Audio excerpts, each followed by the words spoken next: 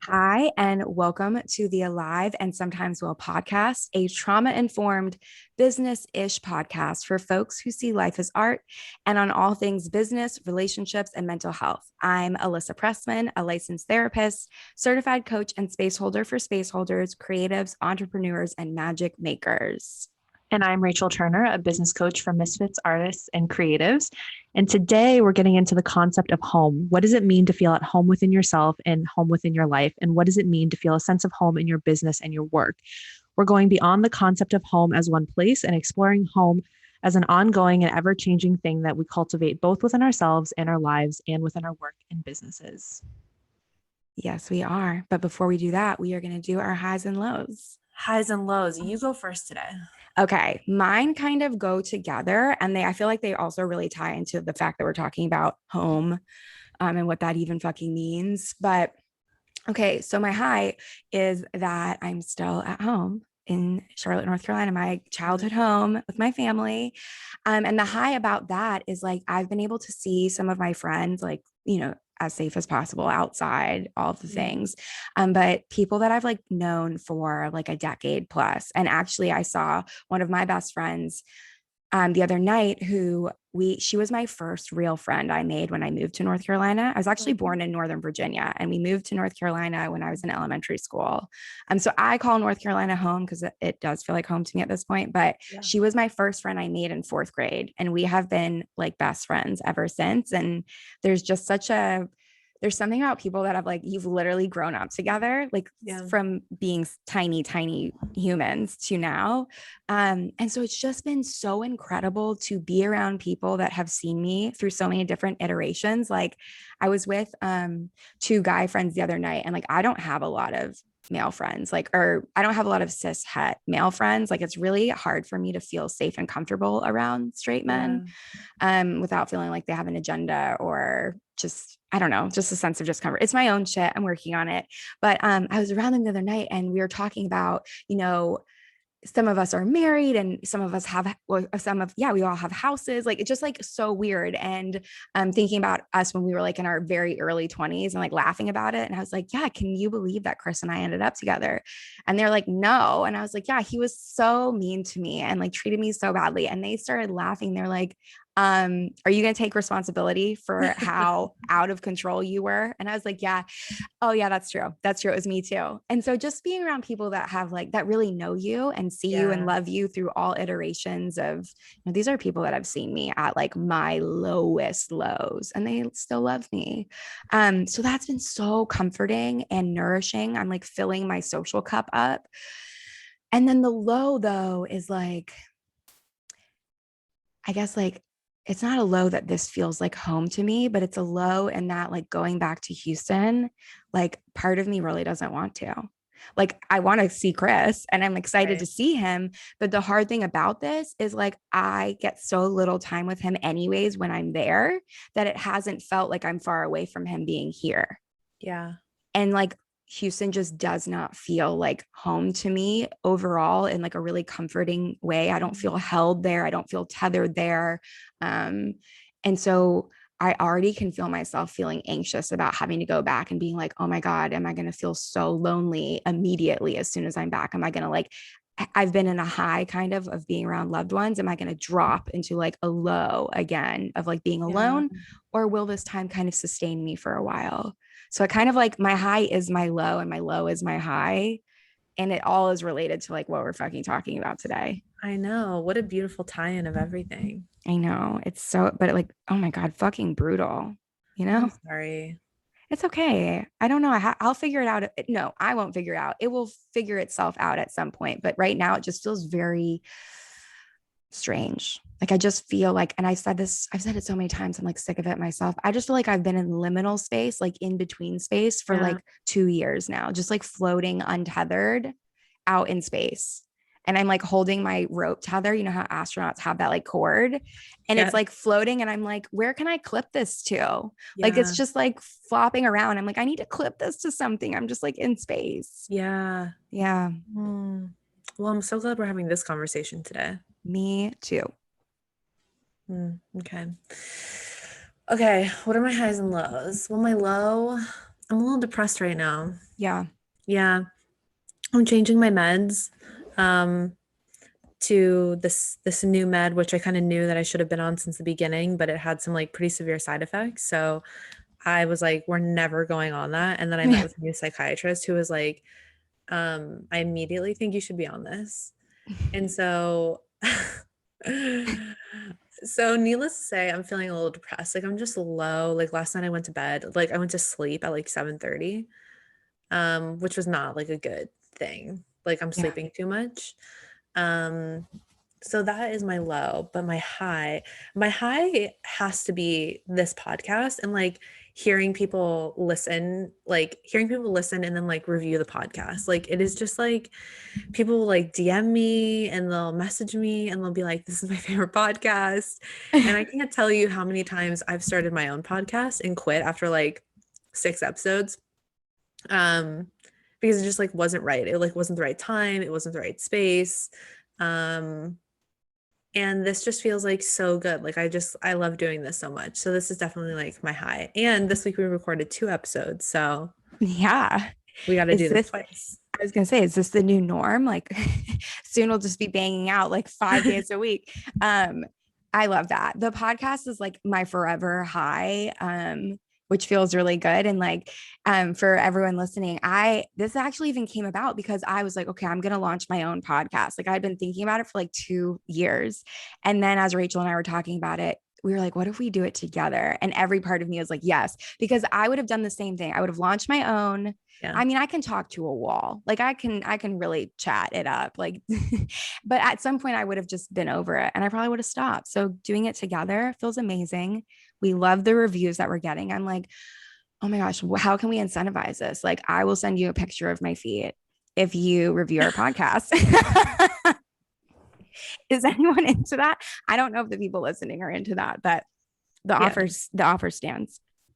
Yeah. Just hit Alyssa up Just if you need that. just slide into my DMs.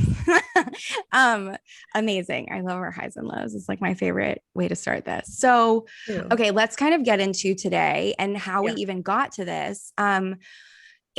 Supporting clients in coming home to themselves is a huge piece of the work I do with my one-on-one coaching clients. And it really is like this intense, well, not always intense, but it is a process of really rooting deeply into yourself, knowing that you're worthy of your own love and protection and care and ability to set boundaries and really learning to trust yourself. And this idea of like tending to yourself and a relationship with yourself. And sometimes when I say that, people think like, oh, you mean with your body? And I'm like, no, I mean with your entire self and your entire life. Mm-hmm. Um, and it's not something that we're taught how to do. And so it makes sense that regularly we feel really far away from ourselves and we feel almost like sometimes people are like, I feel like I'm on the outside of myself looking in. I feel like I'm on the outside of my own life looking in, which is how did this happen? Because it's myself and it's my life. And with Rachel's work, she has a big focus, on supporting clients and moving closer to themselves within their businesses and Mm-hmm. finding a sense of home there too. And like, Rach, you're so good at that. And I think it's especially true. This can be true in like any kind of work that people do, but especially if you work for yourself or you're an entrepreneur, a lot of times the space between like your life and your work is there's like no space there anymore. And I Yeah. know some people really are able to separate work and life. Like they're like, work is work and life is life. And I work to live. And I admire that. And I have actually felt ridiculously jealous of people like that sometimes. Because for me, I'm like, it's all my life and all of it feels like personal.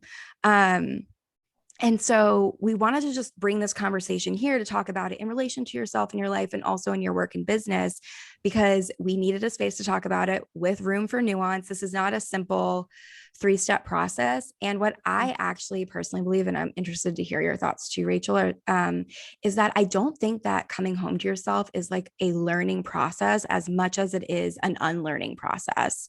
And Mm. like, a rewilding of coming home, because I think we actually have a natural like essence and blueprint of being at home with ourselves, and life stuff and the bullshit that we're taught is what takes us away.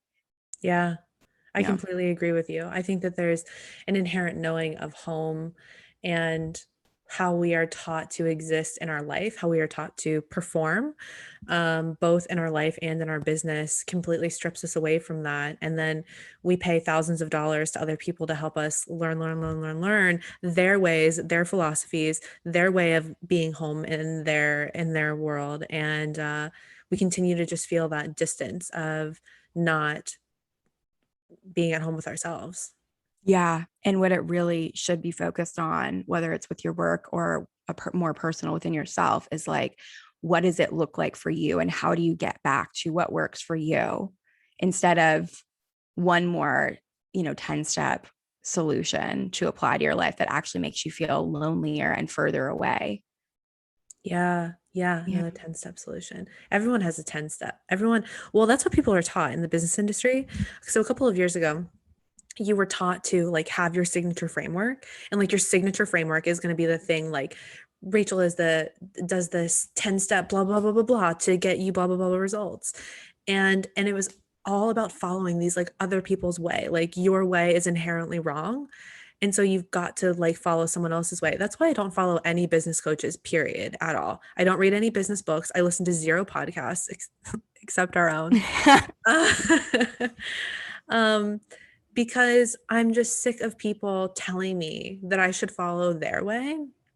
And in turn, I feel like I am just living in so much truth, and truth is where home is for me. And when I'm not following business coaches, when I'm not following diet culture people, not that I haven't followed diet culture people in a really long time, but even following like intuitive eating practice people, like I don't follow any of those people because it's still like follow my way. Yep. And that is just a really exhausting place to live in. I love that you said truth is where home is for you. I Yeah. feel that so deeply. And I think for me, you saying that made me think immediately of like full expression is home for me. When Mm, I am expressing myself, whether even it doesn't even necessarily mean publicly, like I like to write and share publicly through like my Instagram and my newsletter, and but even in my client sessions and even, even with the people in my personal life, even when I'm alone, it just is this absolute desire to express myself as fully with whatever's happening. And that makes me feel at home. And when I'm pushing that down or trying to make sense of everything or figure it all out or make myself fit into something that I think I should be doing, that's when I feel very, very far away from myself.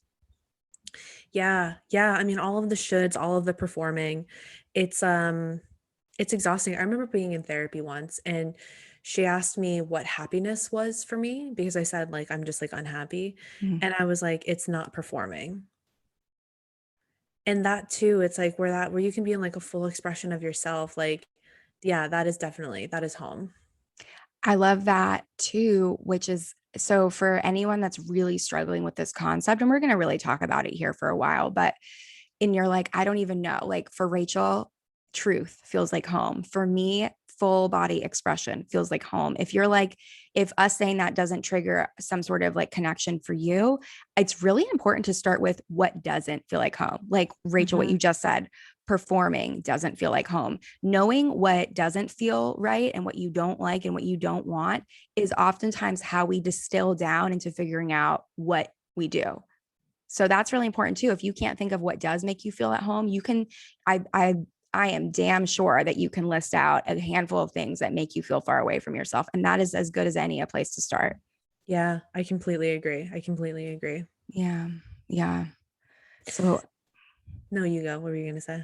I was just going to say, like, this concept of home, I think of it in multi layers. I think of it as a place and I think of it as a feeling. And like for me, my family's home in Charlotte feels like home to me because there's such a level of comfort here for me. And there's like a beautiful greenway around the corner for my parents. And I've been going there since I was in middle school. When I'm there, that also feels like home. I'm like, these trees have been here since probably I was born. And there's Mm, something really comforting for me in that. Um, and then sometimes I feel so sad that Houston doesn't feel like home yet to me. And I'll feel yeah. pressure. I'll be like, well, Chris is there and that should be enough. And it's like, no, what I've realized with myself is home takes time for me to root into feeling like a place is home for me. Mm-hmm. And some people can go anywhere and feel at home. And I'm just not one of those people. I need, I need the combination of like my environment really matters to me. Like Yeah. I'm not a person that could live anywhere and like be probably nomadic and just be like, I'm home within myself anywhere. My environment really fucking matters to me. And I used to feel bad about that. Like I should be able to be at home anywhere. And it's like, well, I'm not. Where the space I'm physically occupying matters. And I also don't source home completely in another person. That doesn't work for me. So if Chris and I had to go live somewhere horrific, I wouldn't be like, well, you know what? I'm Mhm. great with it because I'm at home as long as he's with me. I'm like, I'm a practical person. Yeah. And so from a practical standpoint, I'm like, if something happened to him, then I just have lost my home, like that doesn't work. Uh-uh. And so just giving myself space to be like, this shit takes time. Like it takes time to feel it in a space and it Mhm. takes time to feel rooted in myself. And it's like an ongoing thing. It's not somewhere I just like, I'm like, okay, I feel at home and I'll just feel like this forever. Like, no. Mm-mm.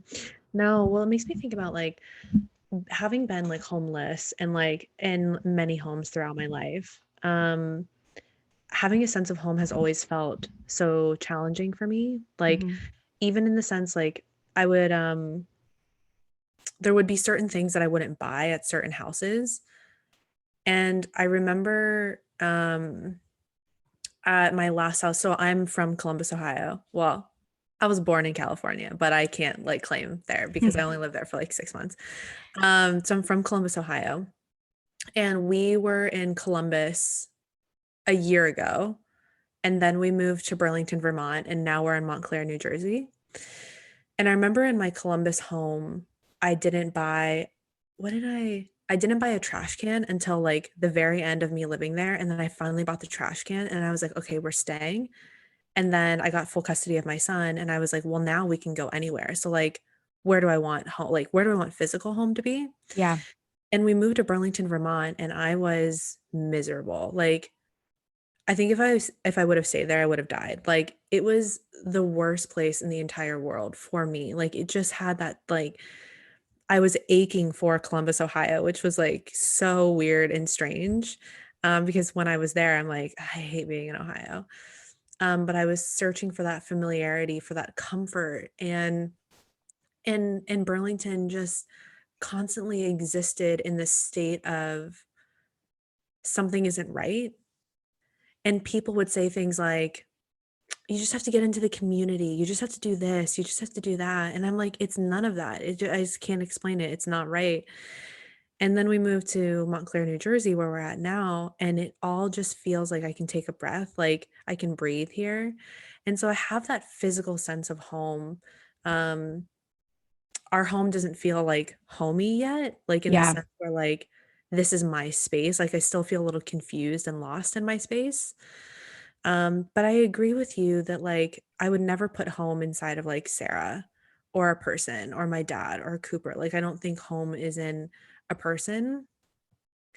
And I think that it's been so hard to find a sense of home having never really had a sense of home. Like it's always been like tugged out from underneath me. That's what happened in Vermont actually. So when we finally decided, like I got to a point where I was like, okay, well, we're going to be here. Like this is just like what's going to happen. And then we got a message from a realtor that said, hey, we need to come take pictures of the house. And Sarah and I were like, what? And we were renting, and the owners decided to sell the house. So it was like right when I decided that, like, okay, I have to make this a home, it got like pulled out from underneath me. And that's always what home has felt like to me, is that it's been like pulled out from underneath me. Like whether it was like my mom leaving or we were being evicted, which happened like dozens of times, not dozens, it happened like more than 6 times. Um, it always just felt like it was being taken away from me. And so I still struggle with like, what does home look like in the physical sense? But you know what? Brene Brown, no, Maya Angelou said it, and then Brene Brown quoted her in her book, Braving the Wilderness, I think, that belonging is when you know that you belong everywhere and nowhere. Mhm. And I kind of think about that when we look at like home within ourselves as well. Does that make sense? Yeah. Yeah, that just feels like so right to me. Like that feeling of like, you know, when you belong everywhere and when you belong nowhere. I think that's the quote. Do you know what the quote that I'm talking about? Is that No, it? I don't know it like Oh shit. offhand. I I'd hope have I'm to not look at like it. butchering it. Um, but it's like wherever you are, you belong. And I think that like we struggle so much with a sense of belonging, like a sense of tetheredness to something. Yeah, You know what I mean? 100%. And it's this interesting thing of like, I sometimes feel like, okay, well, it makes so much sense to be tethered to places and people.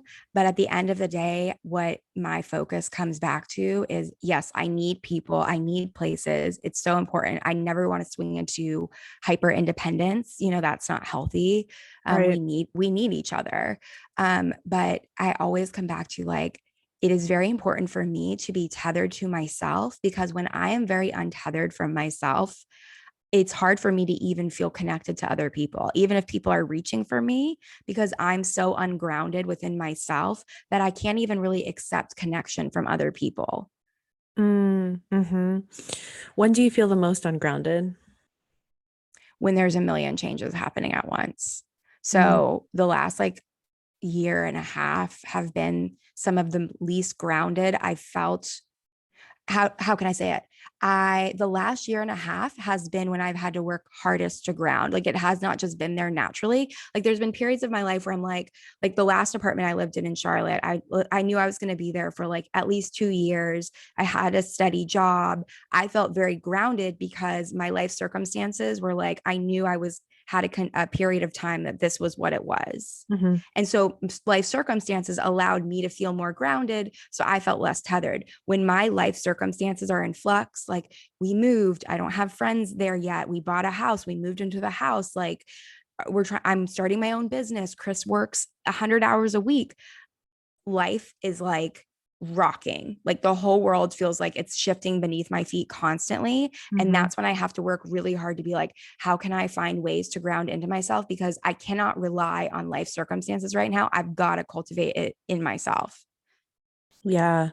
But I think that that's so hard for people to find that sense of to tether to ourselves, especially when like the self has not felt safe before, like accessing internal safety has not felt available.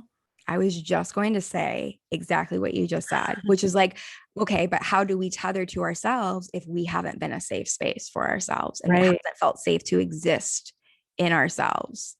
Right. Right. So then what do we do? I feel like a broken record, but you get help.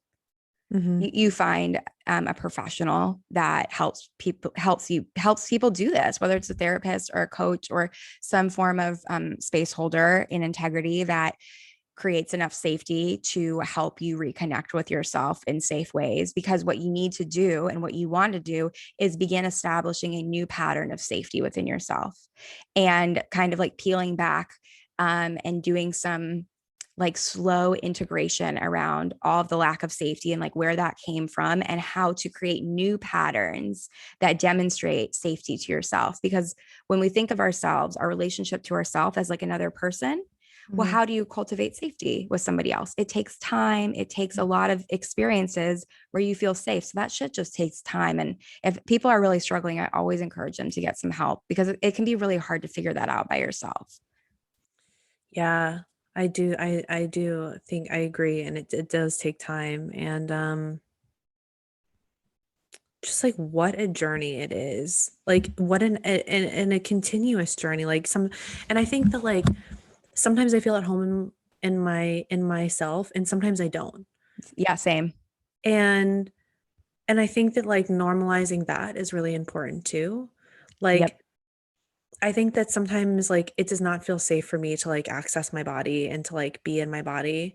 And the world is always telling you to rest, to love yourself, to care for yourself, to be with yourself, to meditate, to do all of these things that like for a lot of people make a lot of sense and for a lot of other people don't make a lot of sense. Yep. And I think that there's so much dehumanizing might not be the right word. There's so much bypassing of the human experience that like people are so focused again on their way being the right way that they miss your humanity inside of that. And we see that especially in business, with business coaches telling you this is how you run your business. Because you know what pisses me off the most? Oh my God. When a business coach puts in their Instagram bio how much money they've made in a year, as if it Yikes. means something. Yeah. Like what are you like, what are you trying to tell me here? Like, so you made that much money, so what? So I can make that much money? Like, what was your privilege?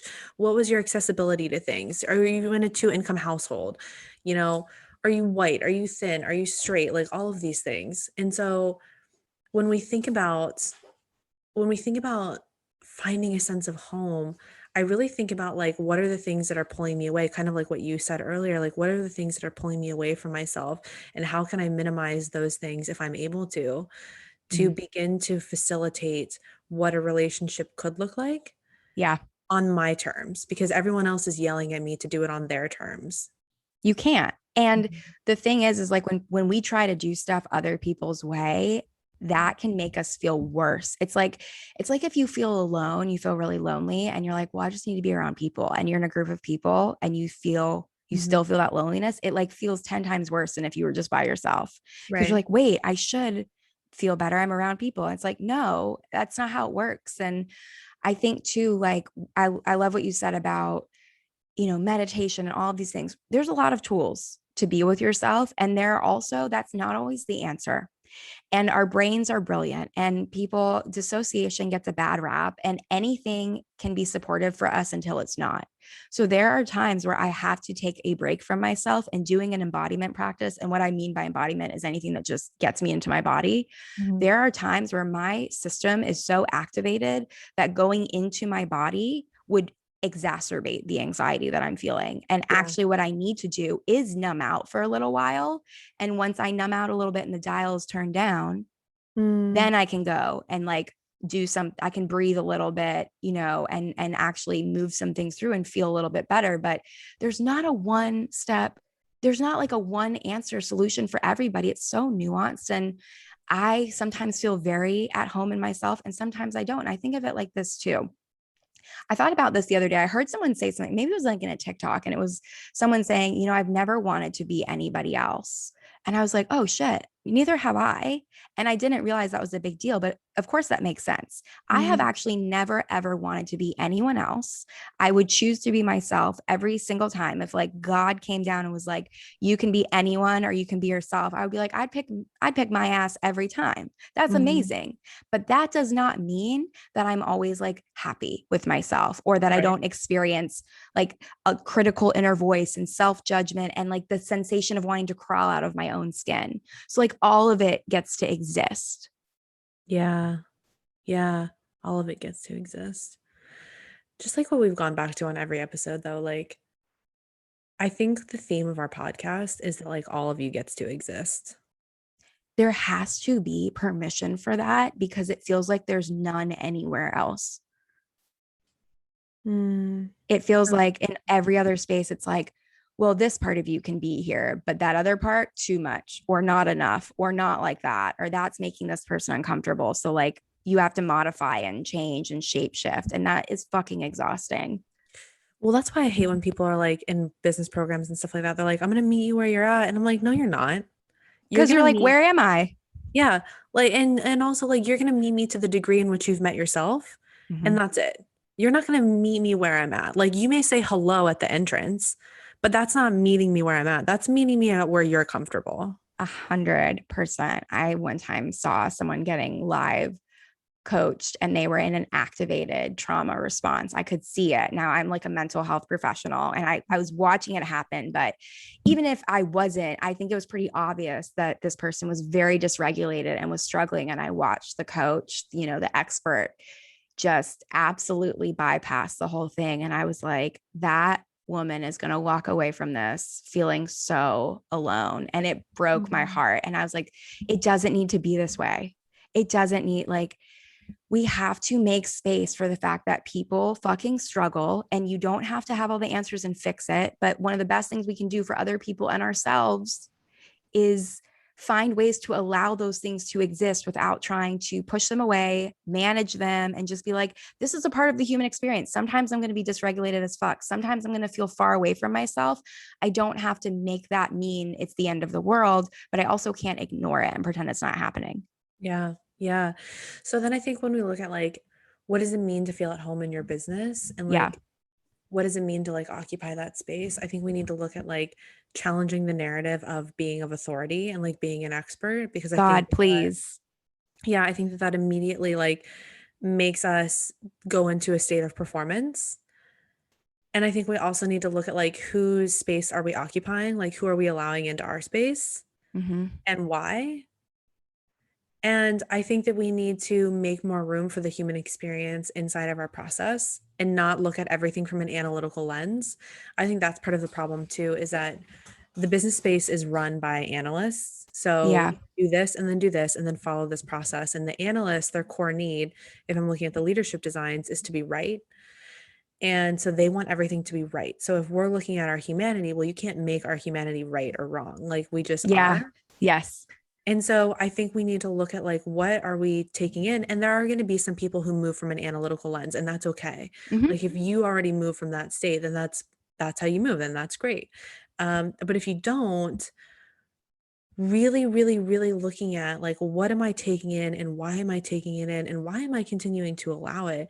You know, when my clients are like, I'm stuck, I'm stuck, I'm stuck, they're typically following people on Instagram or in an email list that is so activating in some way. And I'm like, why are you still following them? And they're like, I know. And I'm like, no judgment here. Like, you can follow them for as long as you want to follow them. But like, if it keeps eliciting this desire to perform or this feeling of needing to perform, there's never going to be a sense of home in your business. You're never going to figure out how your business is naturally going to run, how you work, looking at your energetic mapping, how you feel throughout the day, your mental health, what your needs are, like looking at all of these things and really exploring like what makes sense for me in my business. Like we're never going to have the opportunity to do that if we keep following other people. Fuck yes. And Yeah. that's so, I can just take everything you say and apply it to our personal lives as well, which is like so many people I've sat with them and they're like, how is this my life? Right. Or like, I did all of the things that I was supposed to do and I am not happy with it. I'm not feeling good about it. I don't know what to do about it. And it's like, well, when we follow other people's blueprint, and we Mhm. just like copy and paste and we apply it to ourselves because it's like what we think we're supposed to do is like follow this prescription, follow this formula, and Mhm. then we arrive and we're like, wait, what the fuck, like this is it, Mhm. and like this doesn't feel right. And it's like now we have to work on peeling it back and dismantling and go, we got to stop looking at what everybody else is doing. You can look, we're nosy by nature, humans. Yeah. We're very interested in each other and we want to belong so badly that we will sacrifice our own truth and desires and wants and needs and try and fit in so that we get to belong, because the threat of Yeah. being kicked out feels like dying. It's so Mhm. scary. We're That's scary. communal creatures, and so we want to be accepted.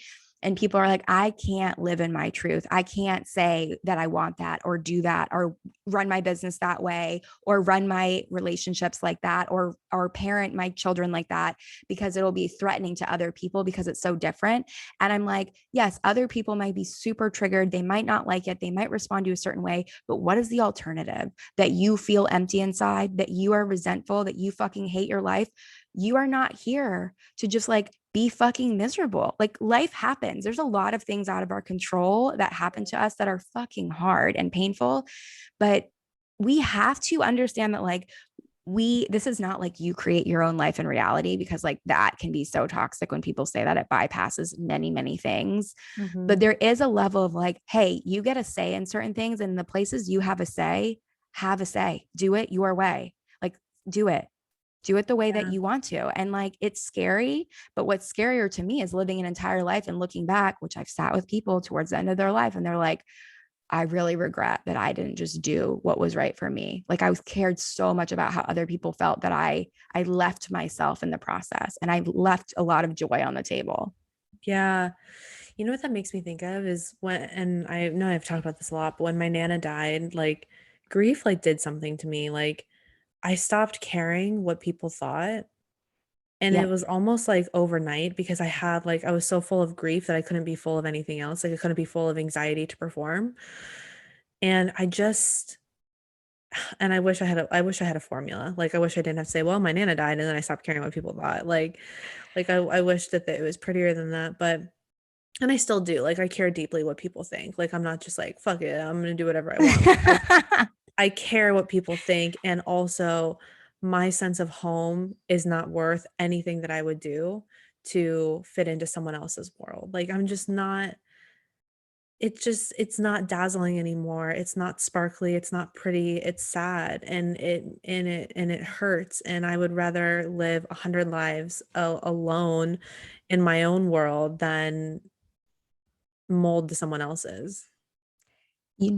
People have asked me so many times over the years, like, what does Chris think about what you do? Especially if I'm talking about sex or my pussy or like whatever it is, or what do your parents think about and specifically people, it's always like, what is Chris and like, what does your dad think? And I'm like, that's number one, that's so problematic that it's like Yeah. men. What do the men that own you think about what Mhm. you're doing out there in the world? And I'm like, uh that's not how I live, and like I will not sacrifice my own truth and expression for anyone, no matter how much I value them or how important they are to me. I too would rather live the rest of my life alone. It's one of those things where it's like, here's how I am, here's my expression, here's my truth, here's what I'm going to do with my life. You Yeah. are welcome to be a part of it and I love you and want you to, but if you ask me to shrink, if you try to shrink me, if you get in the way, then I'm just going to keep it trucking. Like, because there's no Mhm. alternative for me. I would feel like I was dying if I had to sacrifice those things to make something work, whether it's with a relationship, family, the world to accept and respect me. Like, I can't do it. I can't do it. I would feel like I was dying and I just can't live like that. Mhm. That makes me think of this time when I was watching this movie. Well, let me back up for a second. I got married when I was 18 or 19. I had had my son first and then I got married. And it was terrible. It was a very abusive, very terrible marriage. And but I didn't know anything else of love because I was a teenager. Yes. So I knew nothing. I didn't know that my life could be better. And it's so sad, like when I think about it and I began to have these realizations. I remember reading the book Wild, and that was the first time that I actually saw another world of what my life could be like. Yeah. And I remember that it created like a little bit of color for me. And then I remember watching the movie Under the Tuscan Sun. And she she just was like she was like buying this house in Italy, I think it was. Yeah. And she just decided to be like, fuck it. Like, I'm just gonna like, this is my life and I'm gonna like do this with my life. And I remember calling my dad and being like, I'm leaving my husband. Like, and this is it. Like, this is the moment. This is it. Like, I'm leaving it. Like, I can't do this for another single day.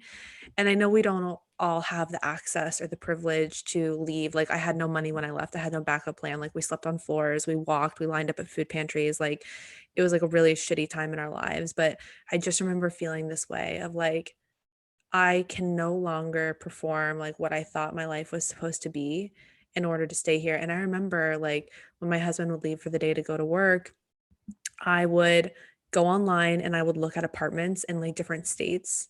Mm-hmm. And then I would tell myself, okay, when you're 27, you'll leave. And then I'd be like, well, if you can't leave when you're 27, just leave when you're 37 because you'll still have so much life left and you can get like remarried if you want to get remarried. And then it would be 47 and then it would be 57 and then it would just kept going and going and going um to perform this version of life that I thought I had to. So I think like when we're looking at home, we're looking at like where does performance not live? Where does performance not live? And where can you feel like you take a breath Yes. and more than one breath?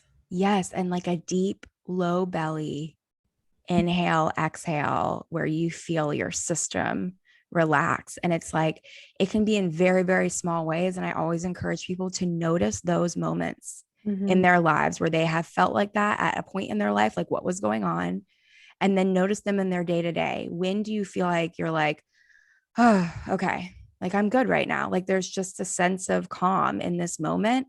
Mm-hmm. And then finding ways to create more pockets of that. Yeah.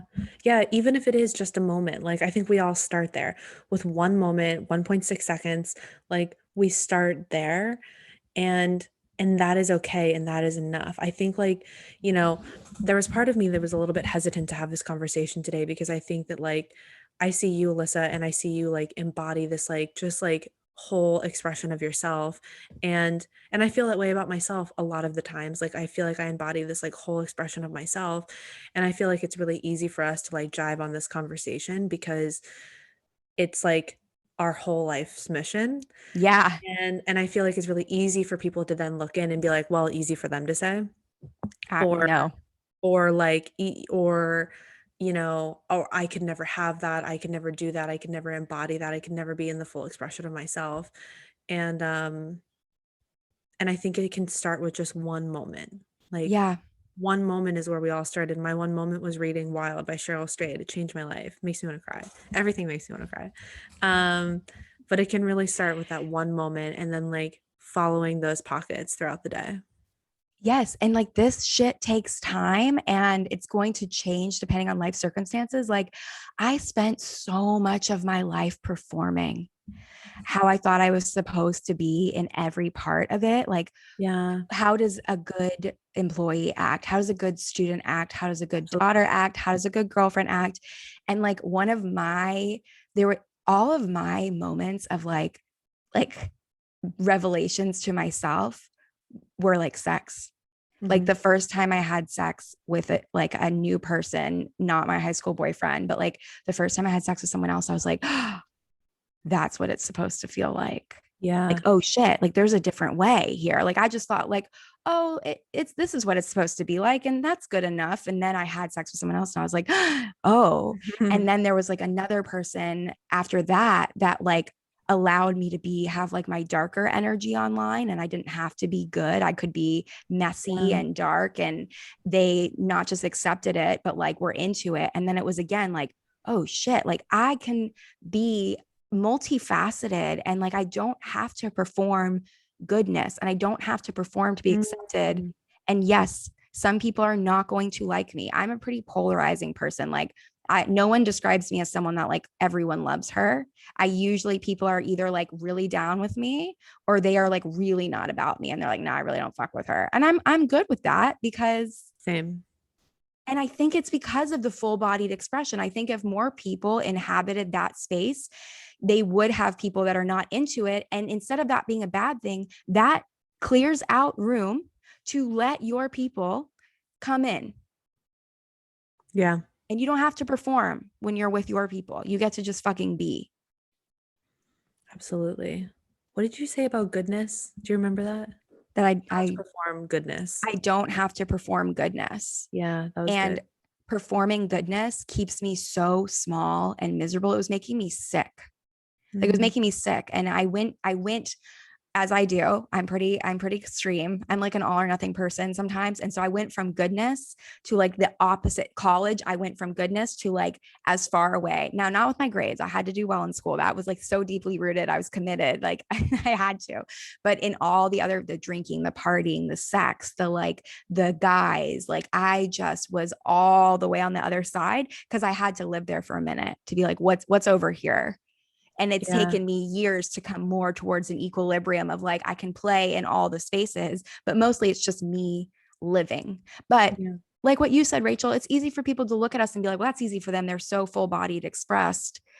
Yes, but people aren't like, you and I are not live streaming when I'm like so anxious I can barely eat. I'm not Yeah. going on Instagram and being like, hey, everyone, because we're all entitled to a level of privacy, and that's so dysregulated. I'm not going to do that to myself or other Right. people. But that lives and exists in my life all the time. Being at home with yourself doesn't mean that those things aren't happening. It just means that's a part of it. And you learn how to tend to yourself, even in those moments. That's how I'm home. Yeah. That was good. Yeah. Yeah, that was really good. Well, people asked that people actually didn't ask us this time. We actually we wrote our own questions for this one. We had to do this podcast on the fly. Yeah. So, what are some questions that we asked ourselves that we are going to answer? Actually, Melissa, this, someone did ask? yeah, someone did ask one. I've Okay. got one. I've got two from other people and one that I was like, this is a good one that I have. All right. Few. We didn't just make all these up. Okay, so one question was, how do you create a sense of home within yourself? And I would add / within your business. How do you create a sense of home within yourself? Like, how do I personally, or how does Yeah. one? How do you, I would ask how you personally, and then we can kind of say, how does one, but what do you personally do? I write. Yeah, that's your thing. Yeah, writing is how I make sense of the world. And I write on Instagram a lot. Mm-hmm. One, I love to be validated. Two, Same. I just love to write. Um, I haven't been able to write personal things since my Nana died. And I was just thinking about it yesterday. Like, I should really like write in my journal. Like, I might feel ready for that now. Wow. Yeah. Can't wait. I can't wait to see those things whenever you're ready. Yeah. So I think for me, that's one way that I do. Yeah. But I don't like things that have to be things. Like, I fucking hate a morning routine. I hate like the concept of like I've got to do this whole like I've got to set up. Like, I don't like things where I have to set up. Like, I just want to be able to like I want it to be something that I'm already doing in my life. Yeah. And for me, that's writing. I love that. Yeah. What I about love you? that. For me, it is, however, it is a need to express myself and be heard. So whether that is through like moving my body, and like I used to dance competitively and like perform, and that feels like Oh a my form God, of I didn't know that. Oh yeah. Someone actually was like my friend was like looking for our podcast on YouTube and DM me a bunch of YouTube videos from when I was in college dancing. Like we used to have to like take videos of a bunch of performances, and I was watching some last night and I was just looking at myself, my young college self, with so much love and tenderness. And I was like, wow, I'm so proud. I'm so proud of her. I'm gonna Google them Oh later. my God, I'll send you some. But dancing like feels so valid. I love to perform because people just I just knowing it was being received, right? Like Yeah. people were witnessing me. For me, I think creating a sense of home is expression and witnessing, like being witnessed in my expression. Mhm. So whether that is through movement and dancing, whether that is through sex, whether that is through me calling, someone in my life and being like, I need to say all of the things that are bursting out inside of me and I need you to hear me and like give me some feedback, or whether that's writing and sharing. Like I also love to write. Yeah. That's really how I create home. That's beautiful. Yeah. Yeah. And I think like an overarching way to do it for other people, like that's how Rachel and I do it. But I think it's like finding the moments where you feel most like who you are. If you strip back, right? If you're like a parent, okay, take Yeah. the hat off of being a mom. If you're somebody's significant other, take partner off the table. When do you feel most stripped down as yourself in a way that's like just you? What Yeah. moments are those? Yeah. And it's just like discovering Yeah. what are the moments when there's a void of performance? What are Void those of moments? void of performance has to be one of the best ways to describe a homecoming to yourself. I've Mm. never thought of it like that. And it's going to totally change the way I think of it. I'm so excited to Oh, like I'm sit so with excited. that. Yeah, I'm so excited. And it really is the other piece I want people to understand is like, this is not always going to feel good. A homecoming to yourself sometimes means dismantling pieces of your life that are suffocating you. But oh my God, I hope you do it, because otherwise you will feel restricted until it's done. And like, you and I are more likely to burn shit to the ground. Like Chris Mhm. describes me as like, I'm a person who will take a sledgehammer to a gnat, Yeah. like just unnecessary Yeah. force. But I'm like, it's full bodied though. I'm very passionate about how I'm doing Yes. things, and it's okay. And this is an ongoing, ever changing thing. The things that made me feel at home in myself 2 years ago are very different than what they do now. And so giving it space for as you grow and change and your life changes, what you are going to need to feel at home in yourself and what will feel right is going to morph. Like give yourself space. We do change. I know it makes people uncomfortable, but like we are constantly changing. So like give Yeah. yourself some space here. Space. Absolutely. Yeah. So that was one question. Ooh, what do you do when you feel far away from yourself? Mm.